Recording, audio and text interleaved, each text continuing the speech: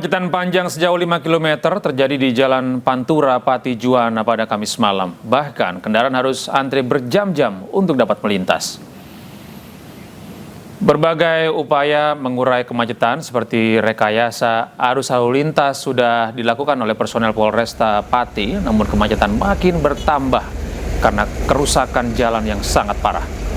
Melihat kondisi itu, pihak Satlantas Polresta Pati membagikan makanan ringan serta minuman kepada para supir yang terjebak kemacetan. Terkait hal itu, polisi juga mengimbau supaya pengendara mobil pribadi untuk memilih jalur alternatif supaya tidak terjebak kemacetan.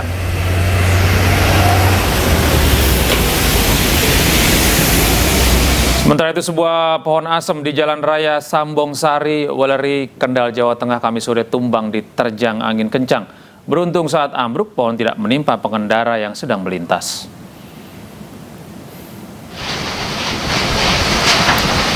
Detik-detik pohon tumbang terekam kamera warga saat hujan deras disertai angin kencang terjadi di wilayah Weleri, Kendal.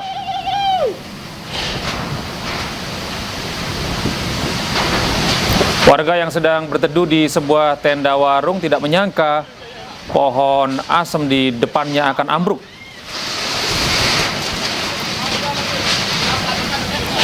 Pohon asem tumbang menutup jalan raya ke arah Weleri dan membuat arus lalu lintas macet karena tidak bisa dilintasi. Petugas gabungan dari Damkar Pos Weleri, BPBD Kendal dan sejumlah relawan harus bekerja keras menyingkirkan pohon berukuran besar ini. Selain menumbangkan pohon asem berukuran besar, hujan deras mengakibatkan genangan di sejumlah titik.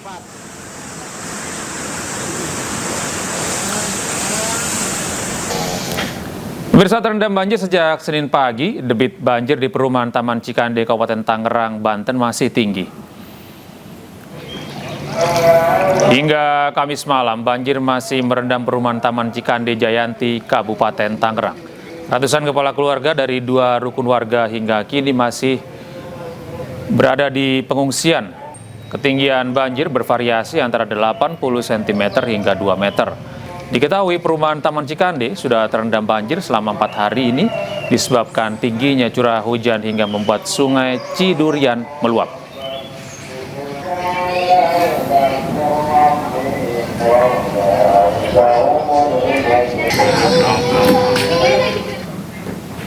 Pemirsa, untuk mengetahui kondisi terkini, kami telah terhubung dengan jurnalis iNews Aimarani di perumahan Taman Cikande Jayanti, Kabupaten Tangerang. Aimarani, sudah 4 hari banjir di sana. Apakah terlihat ada penyusutan hingga saat ini? Ya, selamat malam. Jadi hingga malam ini air masih tetap stabil, bukan stabil yang penting, tapi pas sesungguhnya bahwa banjir masih menggenangi perumahan Cikande ini, sehingga masyarakat sekarang sebagian mengungsi di posko yang sudah disediakan oleh warga, yaitu tepatnya di balai warga. Dan kondisi air seperti yang pemirsa lihat sekarang masih menggenang di dekat ini adalah salah satu contoh titik terendahnya. Jika kita melihat dari posisi yang paling bawah sana, kondisi air sangat tinggi sekali, yaitu hingga nyaris menyentuh atap rumah penduduk. Dan dapat dilihat juga di atas masih ada orang yang bertahan, itu yang masih bertahan untuk tidak mengungsi. Dan itu salah satu bagaimana mereka yang tetap bertahan karena memiliki posisi yang 2 lantai. Sesungguhnya bahwa sekarang upaya pemberian bantuan juga terhadap para korban banjir masih berlangsung. Tapi masyarakat sangat membutuhkan bantuan seperti selimut, terus juga pampers dan pembalut bagi perempuan, karena itu menjadi kebutuhan yang sangat dinantikan bagi para korban banjir saat ini. Selimut sendiri menurut warga, karena sudah beberapa malam mereka tinggal di balai warga, sudah sangat kedinginan dan berharap selimut ini menjadi prioritas bantuan dari masyarakat yang akan membantu masyarakat korban banjir pada hari ini. Jadi ketinggian air belum berubah hingga dari pagi hingga siang sehingga malam ini masih berkisar di lokasi terendah itu di kisaran 2 meter lebih, dan di titik terendahnya masih di 30-40 cm. Demikian, Gede. Aimar, kenapa hingga saat ini sudah 4 hari ini ketinggian air masih saja berada di ketinggian 50 hingga beberapa meter di kawasan itu? Apakah tidak ada cara-cara untuk mengurangi debit air di sana? posisi perumahan di sini adalah seperti Ceruk, berada di cekungan dan berada di titik terendah. Dari upaya untuk membantu menanggulangi banjir itu sudah dilakukan dengan membuat tandon. Jadi ketika tandon itu ternyata tidak bisa menampung dengan debit air yang datang dari hujan dan juga luapan dari Sungai Cudurian, ini menjadi kendala dan akhirnya air susah untuk mengalir keluar dari sini. Demikian, jadi. Upaya dari pemerintah setempat untuk melakukan pengurangan debit air seperti menggunakan pompa, apakah dilakukan di sana? Pompa memang belum terlihat, tapi bahwa ada informasi dari pemerintah daerah bahwa ini karena wilayah Sungai Cidurian ini berada di balai besar, sehingga itu membutuhkan koordinasi antara pemerintah provinsi dan Kementerian PUPR. Jadi. Baik, terima kasih Aimarani atas informasi Anda dan kami akan terus menanti informasi terbaru dari Anda. Selamat bertugas kembali. Pemirsa, berikutnya di masa penanganan pasca bencana Sumatera Utara, Satuan Brimopolda Sumatera Utara membangun sumur galian di Desa Batu Horing, Kecamatan Batang Toru, Tapanuli Selatan.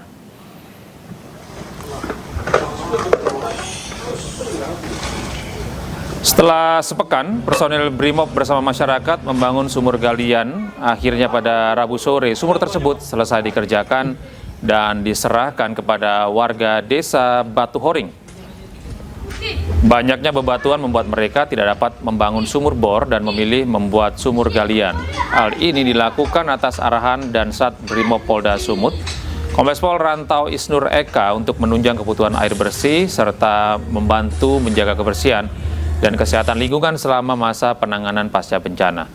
Diketahui sumur galian ini dapat memenuhi kebutuhan air sekitar 20 kepala keluarga di wilayah tersebut.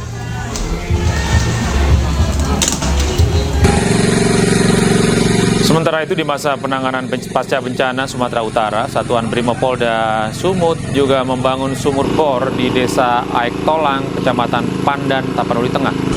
Pembuatan sumur bor kedua tersebut dilakukan untuk memenuhi kebutuhan air bersih masyarakat terdampak bencana yang mengalami keterbatasan akses air untuk kebutuhan sehari-hari. Rencananya kegiatan serupa akan terus berlanjut di sejumlah lokasi lain yang membutuhkan. Apalagi setelah bencana, memang betul-betul terputus aliran air ke daerah alamat kami ini, Perumahan Jaya Green. Jadi dengan adanya sumur bor yang disumbangkan oleh pihak Polri melalui Brimob, sangat-sangat membantu. Dan kita beralih ke informasi lain, pemirsa. Pengacara Roy Suryo, Refli Harun, berpandangan Polda Metro Jaya tidak bekerja profesional dalam kasus fitnah ijazah Jokowi. Kuasa hukum Roy Suryo CS menilai kasus cenderung dipaksakan oleh Polda Metro Jaya.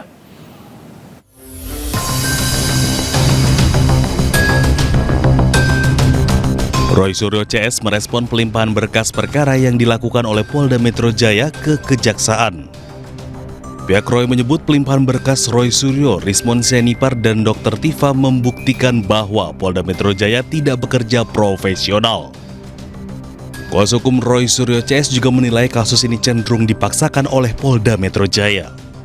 Dari semua rangkaian peristiwa ini, kita lihat penyidik Polda Metro Jaya tidak bekerja profesional. Karena sampai pelimpahan itu, kita tidak melihat sebuah dasar hukum yang kuat untuk menersangkakan mereka. Dan bahkan kelihatan keraguan mereka setelah dilimpahkan baru diperiksa lagi saksi dan ahli. Jadi mereka sudah limpahkan, tapi nanti tanggal 20 Januari ada kesempatan untuk pemeriksaan saksi dan ahli. Karena itulah ya, kalau memang tidak kuat, ya kenapa tidak dihentikan aja kasus ini? Kasus ini dihentikan, maksudnya penersangkaan. Tapi pengungkapan bahwa ijazah itu asli atau tidak, harusnya itu dibuat terang kepada masyarakat Indonesia melalui citizen lawsuit di Solo itu. Atau barangkali ada gugatan pengadilan tata usaha negara dan lain sebagainya. Melakukan upaya untuk menghadirkan. Sebelumnya, Polda Metro Jaya menyerahkan berkas Roy Suryo, Rismon Senipar, dan Dr. Tifa ke Kejaksaan. Penyerahan itu terkait kasus tudingan ijazah palsu Joko Widodo. Saat ini penyidik tengah menunggu hasil pemeriksaan kelengkapan berkas dari Kejaksaan sebelum menyerahkan para tersangka. Sementara itu, kuasa hukum Jokowi, Firmanto Laksana, menilai pelimpahan berkas perkara Roy Suryo CS dari Polda Metro Jaya ke Kejaksaan sudah berjalan profesional. Ada restoratif justice yang diajukan, sudah disampaikan ke pihak penyidik, dan Bapak pun sudah istilahnya menyarankan juga dapat diproses, silahkan seperti itu. Dan kami juga sudah dimintakan untuk dapat menindaklanjutinya, kurang lebih seperti itulah.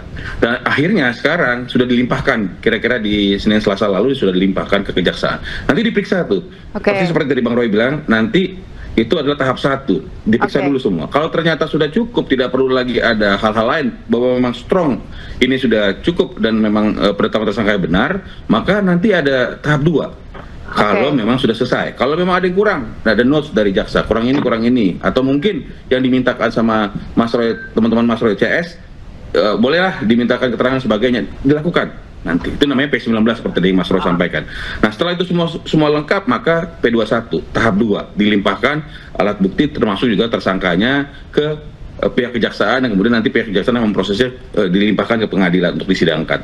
Jadi saya pikir ini sudah sesuai dengan prosedur semua, dan memang di sini ada dua klaster yang mana salah satu klaster ini Bang Egy Sujana dan Bang Damai Lubis itu mengajukan restoratif justice. Nah, disitulah pembedanya. Kalau tadi terkesan kayaknya kenapa ini tidak diproses, kenapa ini begitu. Menurut saya karena ada permohonan, dan permohonan itu saya pikir sudah disampaikan kalau saya dengar kemarin. Sementara itu, Roy Suryo membantah bahwa 2 tersangka kasus ijazah Egy Sujana dan Damai Hari Lubis telah meminta maaf dan islah dengan Jokowi. Roy menilai ada upaya pecah belah yang dilakukan kepada para tersangka kasus ijazah Jokowi agar tidak solid. Saja, saya tambahkan di luar ini sedikit. Sekali lagi jangan percaya dengan foto ini ya. Foto ini adalah hoax. Ini rekayasa AI generated. Ya, dibuat dengan menggunakan artificial intelligence. Ya, ini mesra sekali tapi nggak ada. Dan orang yang bersangkutan sudah menyatakan nggak ada minta maaf itu. Nah, jadi makanya kita tunggu saja. Kenapa dia? Oh ya, silakan. Ya, nggak ada minta maaf. Ini palsu ya? Palsu ya? Nggak ada. Jadi statement dari ES Egy Sujana dan kemudian Damai Hari Lubis itu akan membuat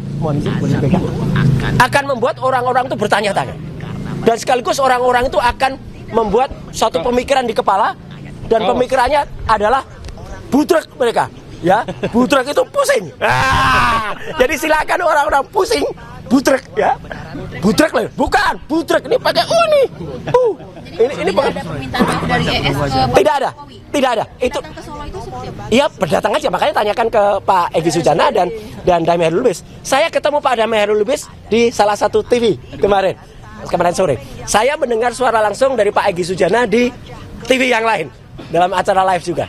Pak Egy Sujana mengatakan nggak ada maaf-maafan.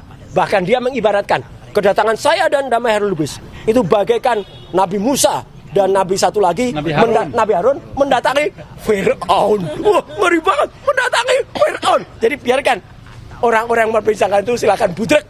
Kami tidak ambil pusing, kami tidak ambil budrek.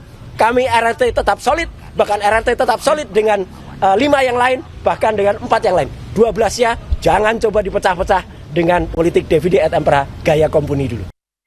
Sementara itu, Jokowi berbicara mengenai pertemuan dengan Egy Sujana dan Damai Hari Lubis di Solo, Jawa Tengah. Pertemuan tersebut salah satunya membahas restoratif justice atau permohonan damai dari Egy.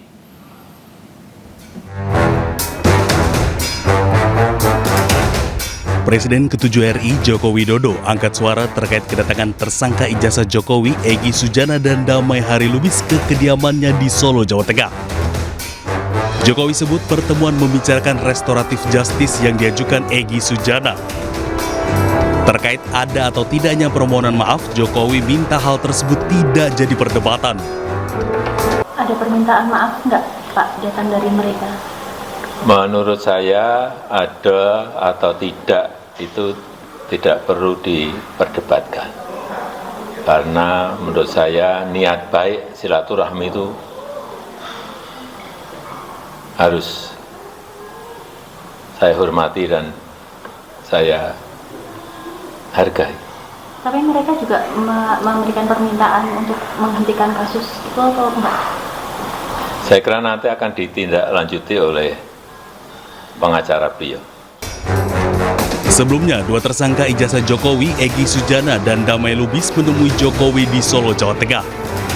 Dalam pertemuan itu, Egy Sujana disebut meminta maaf dan ajukan restoratif justice atau permohonan damai. Dari Solo, Jawa Tengah, Septiantoro, iNews